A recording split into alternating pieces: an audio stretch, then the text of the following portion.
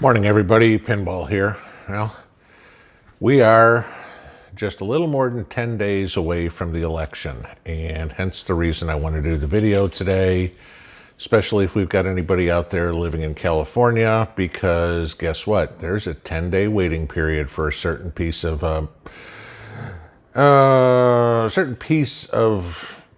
weaponry that you need to get, and if you don't have it going into the election, you may not be able to get it. Okay, I wanted to kind of explain the differences of what each weapon system would be, what the purpose of it is for, and kind of how to use it so you can get a better idea of what you need. Nobody needs everything, okay? What somebody needs who lives in a urban apartment could be completely different than what somebody needs in a rural household. Let's just put it that way. Okay. Now, before we start, I just want to let everybody know everything that I'm going to show you is cleared and empty. There is no ammunition anywhere near me. Everything is on safe. So no risk in blowing my head off here. So, all right. So the first thing, and this is more for the ladies, okay? Basically, I'd say anybody at this point is going to need an ADC, an everyday carry pistol, okay? This one is a Smith & Wesson M&P 22, okay? Very small. If you can see my hand, I can practically conceal the whole weapon. Good size pistol for ladies to have as an everyday carry. Put in your pistol. If you've got a holster that you can carry in, this is basically my wife's gun. Okay. Before everybody starts giving me crap about 22s and oh gee, a 22 won't stop anything, I want you all to remember something. Pretty much any assassin in the history of modern weaponry, not necessarily this gun, but a 22 is their go-to. Okay. And if you see all the stories in the news of people dying and things like that, usually it's by 22, okay? Ammunition is very cheap. It's usually ready available. It's actually something that you might still be able to find at this point, okay? 22's got enough penetrating power to stop somebody, no problem, okay? It's not going to go through body armor or anything like that. But, not to be graphic here, if somebody got hit in the head with the 22, it's going in this side. It's not coming out this side. It's just kind of bouncing around in the middle. They're done, okay? So before anybody wants to pick on me about a 22, 22 is a decent weapon to have. Small, concealable, obviously deadly. Those who say it's not, you tell me, do you want to be on the back end or the front end of it, okay? So 22 is definitely something worth carrying. My personal EDC, 9mm, okay? I like a CZ SP01. Simple reason, it's bigger in my hand, okay? I've got big hands. I personally prefer the CZ platform. I find it much more reliable, much easier to shoot. I have nothing against, if somebody wants to say, hey, I want a 1911 or something like that, I've got nothing against that, okay? Your choice, your weapon, your choice.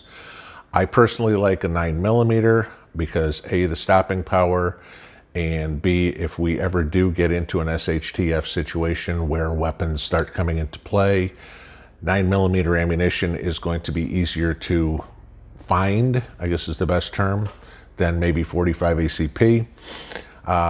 Simple reason is there's a lot more 9mm sold than 45 ACP, and if your enemy who you've just taken down has 9mm laying around, now you have ammunition for your platform.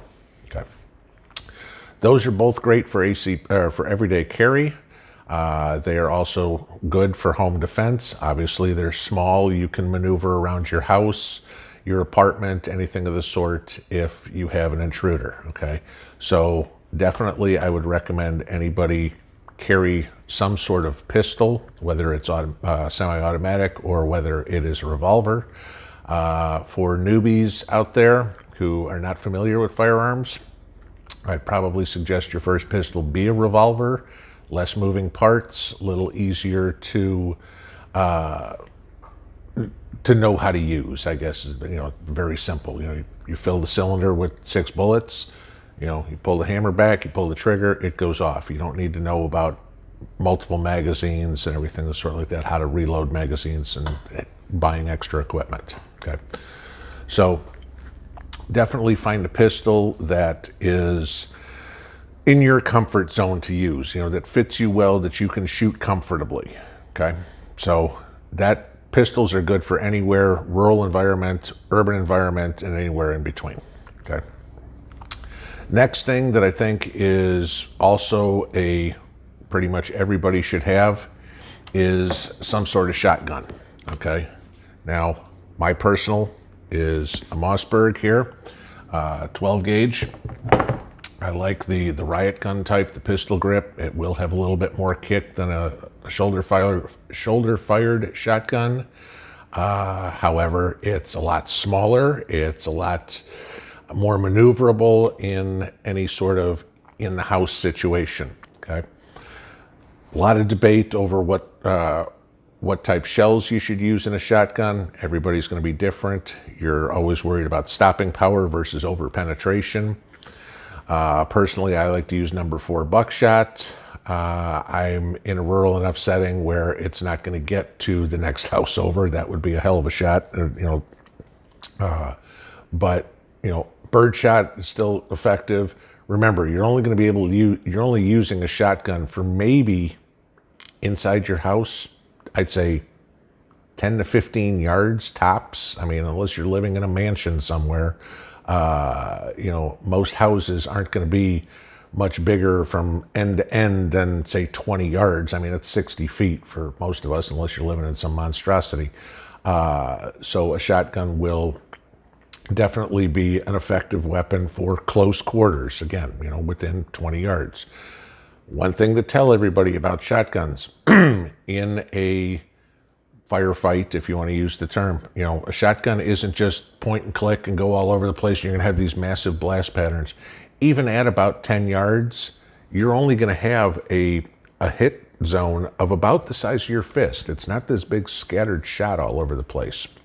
Okay, so you still do need to aim the thing. All right, I'm going to kind of get into that in a second. So now we get a little bit further on down the line. Okay, those I'd all say are good in any situation, urban, rural, suburban, anything like that. Next step you're going to get up to is your AR-15 platform.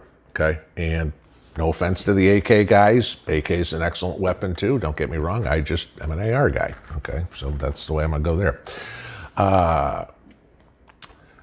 Realistically, an AR is, for the normal user, an AR is good for maybe 300 yards. Okay, and you better have a lot of practice to be able to hit consistently at that distance. Okay, more likely than not, it's good for 50 to 100 yards. If you've got a bunch of our black-clad friends running up, your front yard or something like that, trying to throw Molotov cocktails at you, an AR is going to be your best platform. You're, hopefully having a 30-round magazine with a couple extra mags with you. Therefore, you've got 90, 120 rounds, and if you can't hit somebody with that many rounds, if you need to, then you have no business owning a firearm. Okay. You're not SEAL Team 6, okay? As much as an AR-15 is good for home defense, it's probably not the best platform, at least in my opinion, and all of this is my opinion, okay? There's going to be plenty of people on YouTube who disagree with me. I don't particularly find it as the best weapon for internal home defense. It's a little bit bigger, even if you have a collapsible stock on it, so it's a little harder to move down a hallway. And B, you also get into the penetration issues, okay? I mean, a .223 or a .556 round will easily go through a couple of walls, and if you're living in an apartment complex, the last thing you want to do is shoot your neighbor through 2 walls while they're sleeping because some guy just tried to break into your apartment, okay? You've definitely got some serious horsepower behind it, and you're some serious firepower, I guess the correct term. So Yes, it can be used as a home defense weapon. It's just not, there's better options, I guess, if you will. Okay. Moving on up, let's say it is a massive horde of people that you got. Now you get into your deer rifle. Okay. Now you're looking at a 308. And the 308 is obviously going to put a larger round out there. I mean, it's about 1.5 times the size of a 5.56 round. It definitely comes with a lot more horsepower. 308 round is pretty much the same size, almost exactly, as a 7.62, which you're firing out of an AK. And there's a reason why the U.S. military started carrying the AR-15s, because the 5.56 rounds are a lot lighter, so they could carry more ammunition with them for the same weight. Okay. 308 definitely has its place in home defense, not inside the house. You are not going to take for all intents and purposes, a deer rifle and start firing around in your house. I mean, you can easily hit somebody not easily, but you can hit something with a deer rifle relatively accurately from a good 400, 500 yards, okay? Obviously with a decent scope and with some good practice, okay? So those are the different ideas of weapons, firearms at least. I mean, I'm not going to get into knives or anything sort like that. But those are the ideas of weapons that you want to have or should consider, and based on your situation, okay?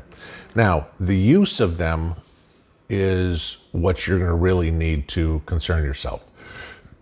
Whether you're in a single-story home, whether you're in a two-story home, whether your bedroom's on the first floor or second floor, you know, chances are most invasions, most attacks, whatever would be, are going to come under cover of darkness. So what you're going to want to do is set yourself up for the best chance of winning the battle, okay? You want to set up choke points, okay? Good fire zones. I mean, a stairway is a perfect example of a great choke point. I mean, your normal stairway, not, you know, Terra in Gone with the Wind, where you've got these grand staircases, okay? But, you know, staircase in a typical house is pretty much a tunnel going upstairs. There's one way up, okay? If you're on high ground, which of course is where you'd want to be, upstairs, if the bad guys are trying to come up the stairs, that's the only way they have to go. You've got a tunnel to fire down. You take a shotgun or you reach around with a pistol and crack off a couple of rounds, they're backing off quick, and you're staying relatively safe, let alone, like I said, use a shotgun to it and you just scattered everything and anything around there as you're getting down, certainly scaring somebody away. If you're in a single floor home, you can also do the same thing. Figure out where the most likely points of entry are. If, you know, obviously a front door would be, or a back door would be. You can align your furniture a little bit around the doors where they're forced to come in one way. Nobody's going to try to climb over, you know, open a door and then climb over a couch, okay? And, you know, so if you're forcing them to come in that one direction, you don't have to worry about looking to your left, looking to your right. I mean, you know, I turn out my door and I go pop, pop, pop right in that one spot. Chances are pretty good you're going to hit them, all right? So you've got yourself covered because you created that choke point again. Good. Also remember the difference between cover and concealment, okay? Concealment is they can't see you, okay? You can be concealed behind a paper bag for all it matters, you know, drywall or whatever. You know, the walls in most houses are drywall with a couple of 2x4s in between them. That's not stopping anything, including the 22, okay? You know, unlike what Hollywood likes to show you, where the guy goes off with an Uzi and sprays 300 rounds through a shot of drywall, and the good guy on the other side stands right up and goes bang, and that's it. Okay, that's not the real world, okay? Concealment is where they can't see you. Cover is where you're protected from being hit. If you're behind a rock wall, you know, let's say you've got a half rock wall in your house, that's a good place to be. Cinder blocks, that's decent. Even railroad ties or something like that can be used as good cover. What I always like to use as an example that you wouldn't really think about is your bed, okay? If you can get low on the far side of your bed, unless they've got a relatively high-powered rifle, if they hit a shotgun through that mattress, you're not getting hit, okay? 22, not going. I mean, unless they're cutting off a corner of it or something like that. But if they're going in at an angle, which chances are they would, and they get a foot and a half back, you've got a whole lot better chance of not getting hit by that round because it's lost all its energy trying to go through that mattress. Don't think of walls as good cover whatsoever. Furniture, for the most part, same way. I mean, a couch or anything like that is not gonna do it. All right, you need something heavy. It's the same thing like a car. Okay, if you want to use a car as cover, stay by the front of the car, behind the engine block, not the back of the car, behind the gas tank. That doesn't make any sense. Bullet goes in one side of the trunk, out the other side of the trunk, and you're splat. Okay, so 10 days out from the election. Who knows what's going to happen in the election. We all know Second Amendment is potentially on the line here, though I really don't see that happening as repealing the Second Amendment. Just so you all know what that takes real quick. In order, it's not like somebody can win the presidency and go, up, effective today, the Second Amendment's gone. Okay, here's just a quick refresher for you from your civics class. 2/3 of the House, 2/3 of the Senate have to agree to repeal an amendment. On top of that, 3/4 of the states, that means 37 states, also have to agree with repealing the Second Amendment. I bet you can pretty much count on your hands real fast 13 extremely pro-Second Amendment states. So you don't have to worry about losing the Second Amendment. They're just going to try to take the rights away some other way. You may be able to buy a weapon, no problem. You can have all the weapons you want, but if they do something to start restricting ammunition, okay, your AR-15 is no better than a very expensive baseball bat at that point if you've got no ammunition to use it. Ammo, as we all know, is practically impossible to find right now. I hope you all have some. If you don't, you're going to be paying through the nose to get it. But you're going to need to have some, because if you have a weapon and you have no ammo, you basically have something that's completely worthless to you. I wanted to put that all out because of where we are with the election and all the concern of what's going on. And if the riots come into your neighborhood, you don't want to be the one that's going, oh, please, please don't shoot. Okay. So I hope this helps. I wish you guys all the best. As usual, pray for the best, prep for the worst. Pinball out.